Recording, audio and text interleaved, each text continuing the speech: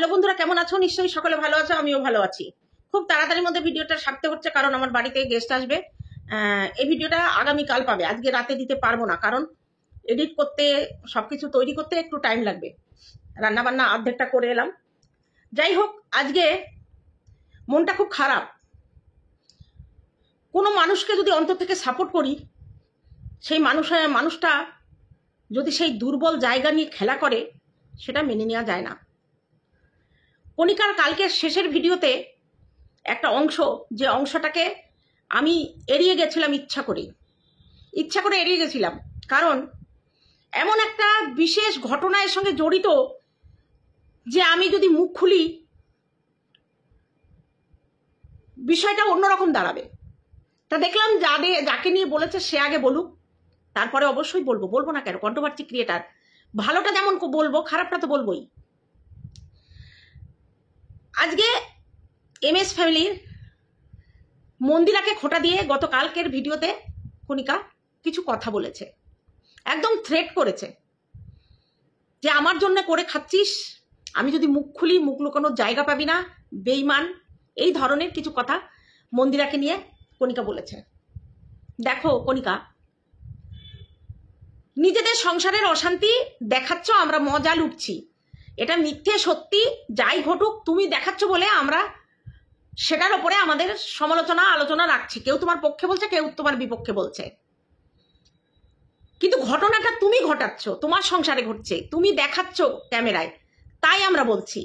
তুমি যদি না দেখাতে আমরা বলতাম না। সেখানে এই দেখানোর মধ্যে যতটুকু ভুল ত্রুটি আছে সেটা আমরা বলছি। তুমি তোমার নিজের ভুল স্বীকার করলে যে জামা কাপড় ব্যাগ ওইভাবে আমার টান মারা উচিত হয়নি। হ্যাঁ, মন্দিরা তোমাকে একটুখানি খোঁচা দিয়েছে, খুব লেগেছে, তাই না? খুব লেগেছে। আজকে মন্দিরার চ্যানেল যখন নষ্ট হয়ে গেছিল, আমি দেখেছিলাম সেদিন মন্দিরা কি করেছিল ক্যামেরা হাতে নিয়ে। তখন থেকে মন্দিরাকে দেখি, সারা রাত ঘুমায়নি, হাঁটা চলা করে বেরিয়েছে। তারপরে উজ্জ্বলের সহযোগিতায় চ্যানেলটা ফিরে এসেছে, এবং সেই সময় মন্দিরা, তখন তো আমাদের কোনো চ্যানেল ছিল, আমার তো কোনো চ্যানেল ছিল না, ওই মাঝে মাঝে ইউটিউব দেখতাম, ওই মন্দিরাকে দেখতাম, কণিকাকে দেখতাম, তারপরে তখনও প্রিয়া মৌকে দেখা শুরু করিনি। যাই হোক, ও কলকাতা ক্যানভাসকে দেখতাম, এইসব দেখার সময় এই ঘটনাগুলো। তা সোমনাথ, মন্দিরা, আমাদের মন্দিরার বাবা মা সবাই মিলে কৃতজ্ঞতা স্বীকার করেছে যে তোমাদের জন্য চ্যানেলটা ফিরে এসেছে। তা আজকে মন্দিরা একটু ইয়ার্কি মেরে খোঁচা মেরেছে, তোমাকে মারাটা উচিত হয়নি, তুমি বড়, খোঁচাটা মারা উচিত হয়নি। তা একটুখানি ছোট বোনের খোঁচা তোমার গায়ে লাগলো না? এত রাগ তোমার, এত রাগ তোমার? দেখো, মন্দিরার যখন ওই অবস্থা ছিল তখন আমরা সবাই বলেছি, আমরা কন্ট্রোভার্সি ক্রিয়েটাররা এবং অন্যান্য ক্রিয়েটাররা সবাই কিন্তু ওকে তখন কেউ ছাড়েনি, আর না ছাড়াটাই স্বাভাবিক। তখন যে ছেড়েছিল সে ছিল তার জীবনের সব থেকে পরম ক্ষতিকারক। ওই সময়ে যে কণিকাকে সাপোর্ট করেছে যারা তারা, আমি মনে করব ঠিক করেনি, কারণ সেটা অন্যায়, আমরা সেটা করতে পারতাম না, পারা উচিত নয়। কারণ ওই সময় মন্দিরা ভুল কাজ করেছে, আর ভুলকে কারা সাপোর্ট করে? দুরকম মানুষ সাপোর্ট করে, এক হচ্ছে বোকা, আর খুব চালাক, নিজের স্বার্থের জন্য যারা ওই সময় তাকে সাপোর্ট করেছিল। মা ছোটবেলায় না, মা বাবার কাছে সন্তানের কাছে মা বাবা খারাপ হয়ে যায় দুষ্টু ছেলে মেয়েদের কাছে, কারণ মা বাবা শাসন করে। তখন মা বাবার যারা নিন্দে করে তাদের সঙ্গে সাক্ষতা বেশি বাড়ে, সখ্যতা। যাই হোক, তুমি যে মন্দিরা আর মৌয়ের সম্পর্কটা ভালোভাবে নেওনি, এটা কিন্তু আমি জানতাম প্রথম থেকে, এবং মৌয়ের ওপর তোমার কিসের রাগ, কি নিয়ে গন্ডগোল, সেটা সম্পূর্ণটা আমি জানি, কিন্তু কোনোদিন আমি মুখ খুলিনি, কারণ এটা নিয়ে তুমিও ক্লিয়ার করে মুখ খোলনি, মৌও ক্লিয়ার করে মুখ খোলেনি। আমি সবটাই জানি। এই যে আমাদের অনেকে বলছে আমরা জানি না, সুতোপাটটা জানি, ওরটা জানি না, কিন্তু মৌয়েরটা আমি জানি, প্রথম থেকেই জানি। প্রথম মানে একেবারে প্রথম না, কারণ আমার সঙ্গে মৌয়ের পরিচয় যখন হয়েছিল তখন আমি এই জিনিসটা জিজ্ঞেস করেছিলাম, এবং মৌ আমাকে সবটাই বলেছিল। কিন্তু আজ পর্যন্ত আমি কোনোদিন কাউকে বলিনি, কোনো ক্রিয়েটার কিংবা এখানে এসে ক্যামেরার সামনে বলিনি, আমার এখনো মনে আছে স্পষ্ট, কি কারণে তোমার মৌয়ের ওপরে রাগটা ছিল। এটা অস্বাভাবিক একটা ঘটনা, যেখানে মৌয়ের কোনো দোষ ছিল না, মৌয়ের কোনো দোষ ছিল না, তুমি অন্যায়ভাবে মৌয়ের ওপরে দোষারোপ করেছিলে মনে মনে। যাই হোক, এবার আসে মন্দিরার কথা। মন্দিরা সুতপার সঙ্গে একটা সমঝোতা করে নিয়েছে। এটা ভালোবাসার সমঝোতা না, ভালোবাসার জন্য সমঝোতা করেনি, প্রয়োজনে করেছে। কারণ কেস কামারি তুলে নেওয়া, কেস কামারি চলা, এটা সোমনাথ পছন্দ করছিল না, তারা মিউচুয়াল করে নিয়েছিল। কিন্তু হ্যাঁ, মিউচুয়ালের পদ্ধতিটা ওর ভালো ছিল না। এই যে গলাগলি, সক্ষতা বেশি, মাখামাখি, এটা ওদের ব্যাপার। আমাদের চোখে তখন এতটা মাখামাখি খুব একটা ভালো লাগেনি। তারপরে ওরা যখন করেছে, ওদের ব্যাপার।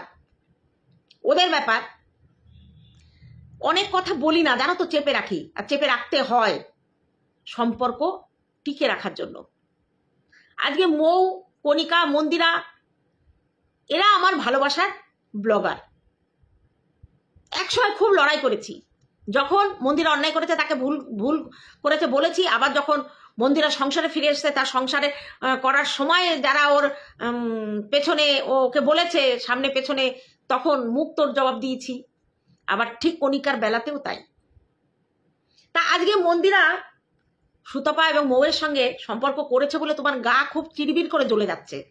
কারণ তোমার এই দুটো মানুষ হচ্ছে তোমার শত্রু। তা আমাদের ওয়াইটিতে এমন কোনো সম্পর্ক থাকতে পারে না যে আমার সঙ্গে যা শত্রু আছে বলে প্রত্যেকে তার সঙ্গে শত্রুতা করবে, এটা হতে পারে? আজকে তোমাকে অন্নদাতা বলছে, এটা ব্যঙ্গ করেই বলছে যে অন্নপূর্ণা। কারণ তোমার জন্য আজকে মন্দিরার চ্যানেলটা ফিরে এসেছে বলে আজকে মন্দিরা খেতে পারছে। ওর কোনো ক্রিয়েটিভিটি নেই। সেই সময় যদি চ্যানেলটা ফিরে না আসতো, মন্দিরা যদি নতুন চ্যানেল খুলতো, সেটাও কিন্তু এগিয়ে যেত। কারণ কোনো চ্যানেলে স্ট্রাইক মারা, কোনো চ্যানেল উড়ে যাওয়া, তার পরপরই একটা চ্যানেল খুলে সেই চ্যানেলটা গ্রো হয় তাড়াতাড়ি। যাই হোক, তবু বলি, মন্দিরার তখন তুমি উপকার করেছিলে। তারপরে একদিন তোমার কোনো কারণে তোমার একটা নাম ও কিভাবে যেন একটা ভিডিওতে নিয়েছিল, তুমি বসে গিয়েছিলে তাকে নিয়ে ভিডিও করতে। তার মুখে, বেঈমানের মুখে তোমার নাম নাকি ভালো লাগে না, তুমি শুনতে চাওনি। অনেক কটূক্তি করে সেদিন ভিডিও করেছিলে। এবং জানো তো, কর্মা ইজ ব্যাক। আজকে তুমি যে কথাগুলো মন্দিরাকে বলেছিলে, সেই সেম কথা তোমার ননদ তোমাকে বলছে। সে নাটক করে বলুক আর যাই বলুক, যে তুমি বলেছিলে ওর স্বামীর কাছে অনেক অত্যাচারিত হয়েছে, ও খুব কষ্টে আছে, তাই বলেছিল যে ছোট লোকের মুখে আমার নাম নেওয়া আমি পছন্দ করছি না, শয়তানের মুখে আমার নাম নাও আমি পছন্দ করছি না, এটা কিন্তু বলেছিল। তো দেখেছো তো তুমি কিভাবে বললে। তা বালিশটা নিয়ে নে। তা মন্দিরা ভুল করেছে, মন্দিরা তোমার শত্রুদের সঙ্গে মিশে ভুল করেছে, তাই না? আর তোমার কৃতজ্ঞতা ভুলে গেছে। আর আজকে প্রিন্স করেছে, আজ দুদিন আগে তুমিও অনেক প্রিন্স করেছো, তার ওই সময়টা তুমি তাকে কটূক্তি করেছো, সেটা ঠিক আছে। কারণ ওই ভুল সময় ওকে যদি সাপোর্ট করতে, তাহলে পাবলিক তোমাদের সাপোর্ট করতো না। তা যখন মন্দিরা ওরকম করলো, তাকে নিয়ে যখন বসে গেলে ক্যামেরা নিয়ে ভিডিও করতে, কই যখন সন্দীপের বউ চলে গেল পরক্রিয়া করে বাচ্চাটা রেখে, তখন তো তোমার মুখে কোনো কথা ওঠেনি। তখন তো একবারও বলনি এই কাজটাও ঠিক হচ্ছে না। মন্দিরাকে বলা যায়, তাই না? আর কাউকে বলা যায় না। সে তো সন্তান রেখে পরক্রিয়া করে আরেকটা বিয়ে করে ফেলেছে, সেটা বলনি, তাই তো? সেম কথা আমি মন্দিরাকেও বলবো। আজকে তুমি যখন অন্যায় করেছিলে, তোমাকে সবাই, এমনকি এই বাচ্চার মা, এটি না, এও বলেছিল ওর হাজবেন্ডের পাশে বসে, তোমার এই চরিত্রহীনতা পরকীয়াকে বিশ্লেষণ করেছিল। অথচ সে যখন সংসার ছেড়ে চলে গেল, তুমি তার পাশে থাকলে। অথচ সে সন্তান ছেড়ে চলে গেল, একবারও কিন্তু তুমি সন্তান ছেড়ে গেল কেন সে কথা তুমি বলনি। আবার সোমনাথ কিন্তু তখন বাচ্চার বাবাকে সাপোর্ট করে তার পাশে দাঁড়িয়েছিল। তোমাদের অবাক সব ক্যারেক্টার। আজ অব্দি এই টিনাকে নিয়ে তুমি একটা কথাও বলনি মন্দিরা। যেটা বলনি সেটা তো বলবোই, সে কি ঠিক কাজ করেছে? আমি তোমার কাছে প্রশ্ন করছি, সে কি ঠিক কাজ করেছে? করেনি তো। অথচ যখন সে ঘর ছেড়ে বেরিয়ে এসেছিল তুমি তার পাশে ছিলে। এখনো পর্যন্ত কি তার পাশে আছো? তার সাপোর্টে আছো? একটু বড় জানতে ইচ্ছা করে। যাই হোক, এবার আসি আবার কণিকার আর একটা কথায়। মন্দিরা বেঈমান, ছোট লোক, তার মুখে তোমার নাম মানায় না। তুমি যদি মুখ খোলো সে মুখ দেখাতে পারবে না। তা আজকে মন্দিরা মুখ খুলে তোমার মুখে তো পুরো একেবারে নুড়ো গুজে দিল। কি জবাব দেবে? কালকে জবাব আসবে তো। আরে খিস্তি মারতে হয়, এরা আমাদের কাজটা আমাদের ভাত মারছে। এই ব্লগাররা যদি এখন কন্ট্রোভার্সি করতে বসে তাহলে আমরা যাবো কোথায়? ওদের কন্ট্রোভার্সি নিয়ে আমরা কন্ট্রোভার্সি করব? মানে এতদিন ওদের ব্লগ দেখে আমরা খুদ দেখে বের করেছি, এবার ওদের কন্ট্রোভার্সি নিয়ে আমাদের কন্ট্রোভার্সি করতে হবে। দুনিয়া কোথায় দাঁড়ালো? আর মন্দিরা তো কন্ট্রোভার্সি রানী। ও বলে না আমি সব ব্লগারকে দেখি না, কিন্তু সব কন্ট্রোভার্সি ক্রিয়েটারদের দেখি। হাততালি হাততালি হাততালি। যাই হোক, এবার একটা গুরুত্বপূর্ণ কথায় আসবো। মৌ তোমার শত্রু। কণিকা তোমাকে বলছি, মন্দিরা মৌয়ের সঙ্গে মিশেছে, তোমার রাগ হয়ে গেছে, তোমার গা চিরবির চিরবির করে উঠেছে। সুতপা তোমার শত্রু, কারণ বড় রকমের শত্রু। আর তখন আমাদের সবার শত্রু ছিল, যেহেতু তোমাকে যে পর্যায়ে বলছিল ওইটা আমরা মানতে পারিনি। যাই হোক, সুতপার সঙ্গেও সব মিটিয়ে নেওয়ায় তোমার গা চিরবির করছে। এবার একটা কথা তোমাকে আমি জিজ্ঞেস করি, তোমার চ্যানেলটা যখন মনিটাইজেশন হচ্ছিল না, তোমাকে কে হেল্প করেছিল মনে পড়ে? আমি কিন্তু অনেক পুরনো পাপি। এখন যারা এই কন্ট্রোভার্সির জন্য আছে না, এই ঘটনাটা অনেকে ভুলেই গেছে আর অনেকে জানেই না। মনে পড়ে কলকাতা ক্যানভাসের কথা? নাকি ভুলে গেছো? তাহলে তোমার অন্নদাতা কি কলকাতা ক্যানভাস? তুমি কদিন তাদের নামে সুখ্যাতি করেছো, আর কদিন তারা তোমাকে নিয়ে বলতে বসেছে। তারা কদিন বলেছে বেঈমান, ছোট লোক? কদিন করে বলেছে? হয়তো একটা ভিডিওতে একবার বলেছিল। তোমার চ্যানেলটার পেছনেও কিন্তু কলকাতা ক্যানভাসের অনেক বড় হাত। লাখ লাখ ভিউজ হচ্ছে, অথচ মনিটাইজেশন ওপেন হয়নি। তখন ওই চন্দনের নাম ধরে বললাম, চন্দন আমার ছোট হবে, চন্দন কিন্তু তোমার চ্যানেলে মনিটাইজেশনের জন্য হেল্প করেছিল। অথচ কলকাতা ক্যানভাসের প্রধান শত্রু ছিল আমাদের বেঙ্গলি ব্লগ বাই সমাধি। সমাধি ছিল কলকাতা ক্যানভাসের আত্মীয়, এবং সমাধির সঙ্গে ওই একই ব্যাপার, বাড়িতে গিয়ে তার চ্যানেলে দেখানো হ্যান ত্যান একটু এই করা নিয়ে সমাধির সঙ্গে বিরাট গন্ডগোল। Back to back video নামছিল।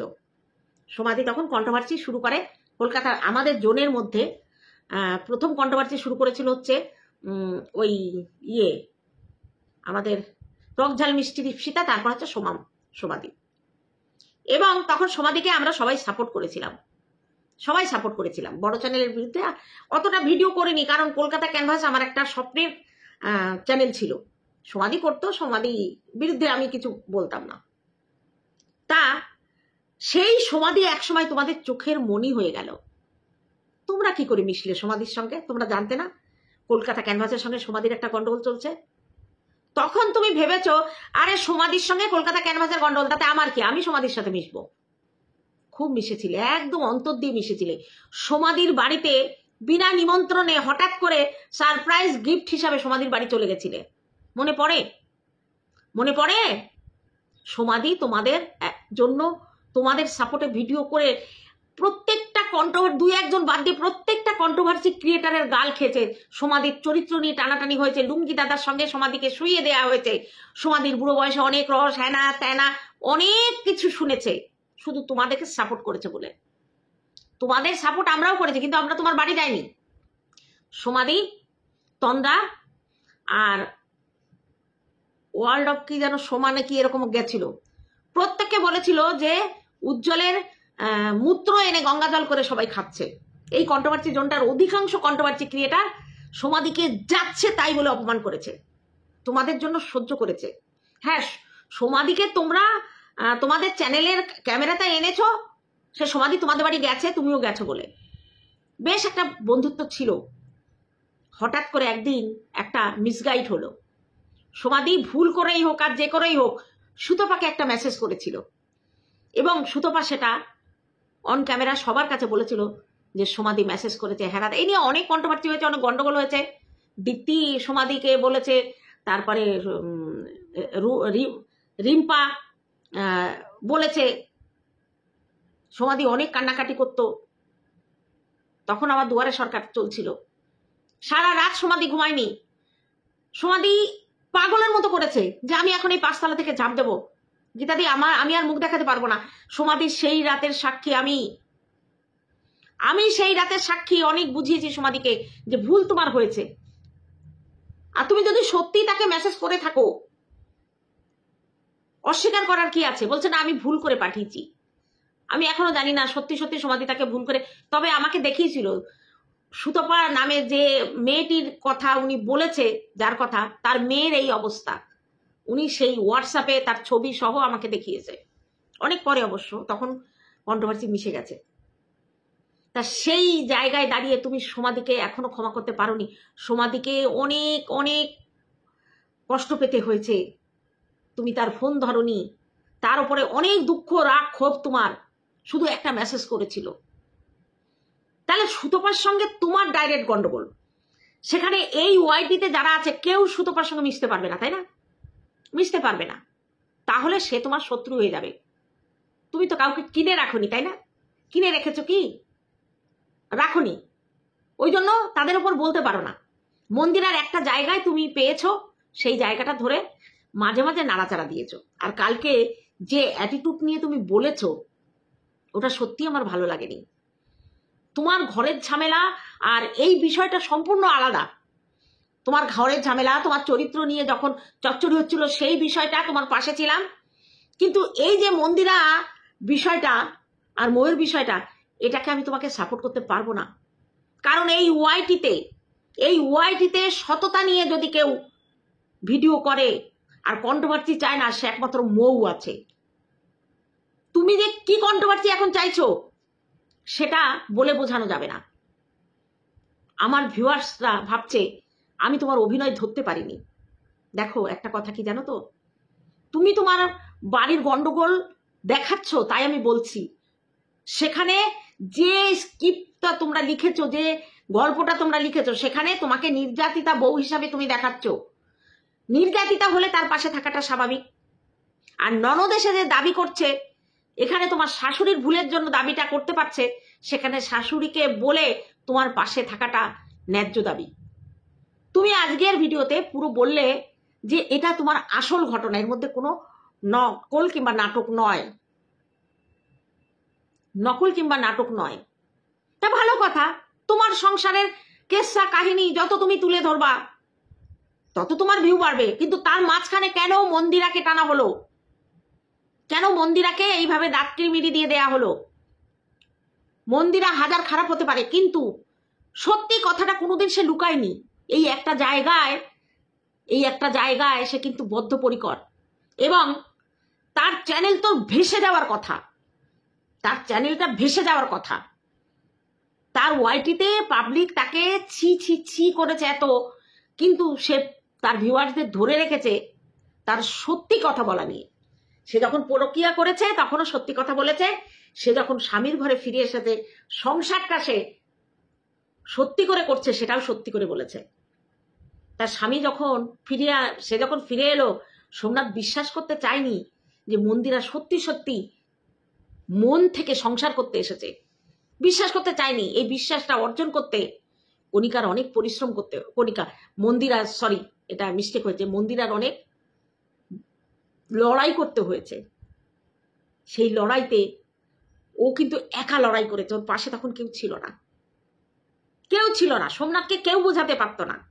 আমি মন্দিরাকে বলতাম, ধৈর্য ধর, তোর সাধনায় যদি ভুল না থাকে একটা সময় সব ঠিক হয়ে যাবে। হয়েছেও ঠিক। আর দেখো তুমি কি করছো, তোমার সাজানো গোছানো সংসারটা তুমি পুরো ঝাঁকানাকা করে দিচ্ছ। এরপরে মানুষ তোমাকে বিশ্বাস করবে? মৌয়ের ঘটনা জানা সত্ত্বেও তোমাকে সাপোর্ট করেছি, কারণ সত্যি সত্যি তুমি অসহায় তোমার স্বামীর জায়গা থেকে। কিন্তু মানুষকে না অসহায় বলে ভাবতে শুরু করলে সে অনেক সময় এই অসহায়তার সুযোগ নেয়, যেটা তুমি নিচ্ছ কণিকা। আজকে তুমি যে কাজটা করলে, এই কাজে তোমাকে কেউ সাপোর্ট করবে না। আজকে কাল নাগিনী বলছো কাকে? কাল নাগিনী কি কাকে বলছো? স্পষ্ট করে বলে দিও। তোমার ননদের সঙ্গে আর যেই থাকুক, সুতপার কোনো যোগাযোগ নেই। সুতপার যখন ভুল ছিল তোমাদের নিয়ে কথা বলার, তাকে কেউ ছাড়েনি, আমরা কেউ ছাড়েনি। অনেক অনেক বলেছি তাকে, সেও আমাদের বলেছে। জানি না তোমাদের কেচের জন্য কি না, যাই হোক সে নিজেকে পরিবর্তন করে নিয়েছে। মন্দিরাকে কম বলেছে সুতপা? কম বলেছে? মন্দিরা সেটা মিটিয়ে নিয়েছে। জানো তো, গন্ডগোল কোনোদিন জিয়ে রাখলে ভালো থাকা যায় না। একটা সময় এসে সেটাকে শেষ করতে হয়, নিষ্পত্তি করতে হয়। দিনের পর দিন যদি ওই গন্ডগোল পুষে রাখা যায়, সেটা ওই পচা কাসুন্দির মতোই হয়। একটা সময় এসে সেটা আর ঠিক থাকে না। অনেক হম্বিতম্বি শুনেছি, অনেক কিছু শুনেছি, হ্যাম করেঙ্গা তাম করেঙ্গা হ্যাং করেঙ্গা তা। তোমার লড়াই করার জন্য মানুষ ছিল, তারা তোমাকে সাপোর্ট দিয়েছে। মন্দিরার কিন্তু লড়াই করার জন্য মানুষ নেই পাশে, মন্দির আর সোমনাথ দুজনাই। আর সোমনাথ তখন সেই ধরনের অসুস্থ, সে মিটিয়ে নিয়েছে, ভালো কথা। তার জন্য তোমার গাত্রদাহ হবে কেন? তুমি মিটিও না, তুমি শাস্তি দাও সুতপাকে। তোমাকে যেটা করেছে তার শাস্তি দাও।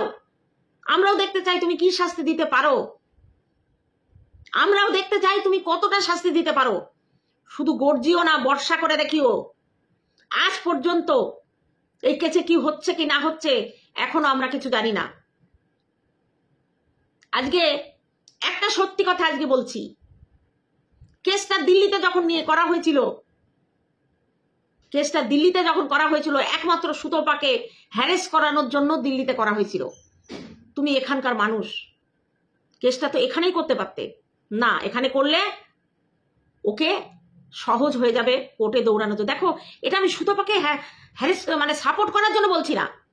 সুতপার সঙ্গে আমার যতটুকু হয়েছে সেটা হয়েছে তোমাকে মাঝখানে রেখে। আমার সঙ্গে ব্যক্তিগতভাবে ওর কোনো গন্ডগোল ছিল না।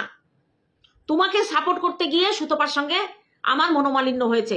আমি তাকে এই অন্যায় কাজে সাপোর্ট করিনি, এখনো কোনো অন্যায় কথা বললেও তাকে সাপোর্ট করব না। মন্দিরার সঙ্গে তার মিল হয়েছে, তাতে আমার কি হয়েছে? কিন্তু একটা জায়গায় সুতপা যদি ঠিক বলে সেটা ঠিক বলে বলতে কোথাও ভয় পাবো না। ওই জায়গাটায় দিল্লিতে কেস না করে তোমরা যদি কলকাতায় কেসটা করতে, এইটা ঠিক ছিল। দিল্লিতে কেস করাটা আমি ব্যক্তিগত তখনও আমার মন থেকে সাই ছিল না। কিন্তু ওই তুমি করেছো, তোমাকে হ্যারাসমেন্ট করেছে, মেনে নিয়েছি সেটা। এখনো পর্যন্ত আমরা বসে আছি যে তোমাকে এইসব বলার জন্য তার কি শাস্তি হয়।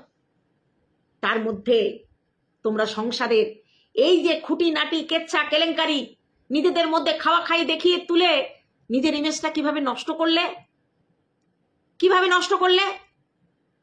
আজকে তোমাকে যারা আমরা সাপোর্ট করেছি যে ব্যাপারটায়, এখনো সেই সাপোর্টটা আছে সেই ব্যাপারটায়। কিন্তু এই সাংসারিক বিষয়ে এখন তুমি যে কন্ট্রোভার্সিটা শুরু করতে চলেছো, এটাই তোমাকে সাপোর্ট দিতে পারবো না। তার জন্য সরি। কারণ তুমি নিজেকে যতটা মানে কি বলবো ক্লিয়ার ভাবছো, ততটা ক্লিয়ার না। কিন্তু তোমার ভিতরে হিংসা জর্জরিত। সেটা সুতপার ক্ষেত্রে ঠিক ছিল, কিন্তু মৌয়ের জন্য কিসের হিংসা তোমার? মৌয়ের জন্য কিসের হিংসা? ক্লিয়ার করো তো, কি হয়েছিল?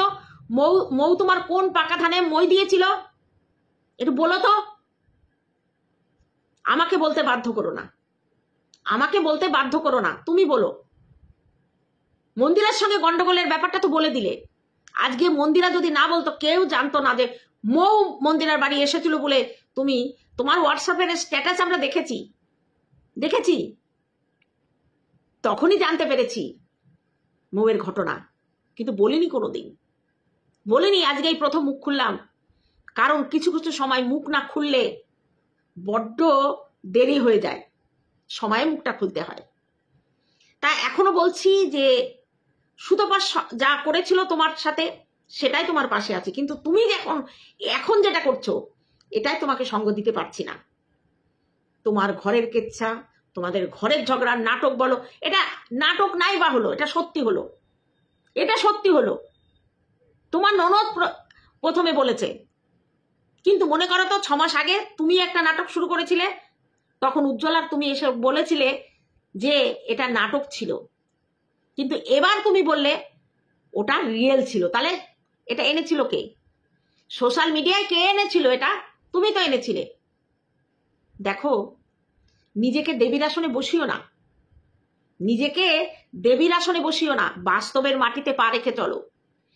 তুমি যেটা করতে চলেছ সেটা কিন্তু আখেরে তোমার হয়তো 2 দিন ভিউজ হবে, কিন্তু যে মানুষের মধ্যে তোমার একটা ভালোবাসা ছিল সেটা কিন্তু আর পাবে না। হ্যাঁ, তোমার চরিত্র খারাপ নয়, সেই ব্যাপারে তোমার সাপোর্টে আছি, কিন্তু তুমি মানুষ হিসাবে অতটা পরিচ্ছন্ন নয়। তুমি যতই নিজের ক্লিন চিট দাও যে আমি হাসিনি, আমি করিনি, এটা আসল হলে ধরেই নিলাম আসল, তবুও সংসারের কেচ্ছা বিক্রি করে খেলে সেই খাওয়াটা হজম হয় তো? আজকে মন্দিরাকে হজমের গুলি খেতে বলছো, হজমের গুলিটা তুমি খাও, হজমের গুলিটা তুমি খাও, কারণ এই সবে মন্দিরা এইটুকু খুলেছে, যদি কোনোদিন মুখ খোলে না সেদিন আর তোমার হজম হবে না। বুঝতে পারলে? পুরনো কাসুন্দি বেশি ঘেটো না, আখেরে তাতে তোমার লাভ হবে না, আখেরে লসই হবে। তুমি এই ভিডিওতে মন্দিরাকে ওই পুশটা যদি না করতে, মন্দিরা আজকে মুখটা এইটুকু খুলতো না। আর যেসব দর্শকরা জানে না তুমি হচ্ছ কি আমাদের মন্দিরার অন্নদাতা, তোমার অন্নদাতাকে একটু বলে দিও। তুমি যেমন আজকে বলছো যে কার জন্য করে খাচ্ছিস, বেঈমান, লজ্জা করে না ছোট লোক, তেমনিও কলকাতা ক্যানভাস যদি বলে কার জন্য করে খাচ্ছিস, লজ্জা করে না? কিন্তু তারা সেটা বলবে না, কারণ তারা তোমার মতো এত নিজেকে ওই আকাশের তারা মনে করে না। তবুও কলকাতা ক্যানভাসেরও অহংকার হয়েছিল, সমাধির সাথে অন্যায় করেছে তারা, দেখেছো?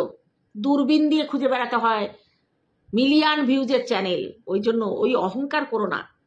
মন্দিরার সাথে অফ ক্যামেরা দেখা করতে চেয়েছিলে, তাই না? আর আজকে বলছি, প্রথম যেদিন মন্দিরার সাথে আমি দেখা করতে গেলাম ওর মায়ের সোর্সে, ও ক্যামেরা নিয়ে এসেছিল, আমি বন্ধ করেছিলাম, আমি বলেছিলাম এটা ক্যামেরায় আনিস না। ও বলেছিল আন্টি তুমি করো না, আমি করব, আমি তোমাকে দেখাবো, আমি পাবলিকের কাছে বলবো দেখিয়ে যে এই হচ্ছে সেই আন্টি যার কাছে আমার মায়ের হেল্প চেয়েছিলাম।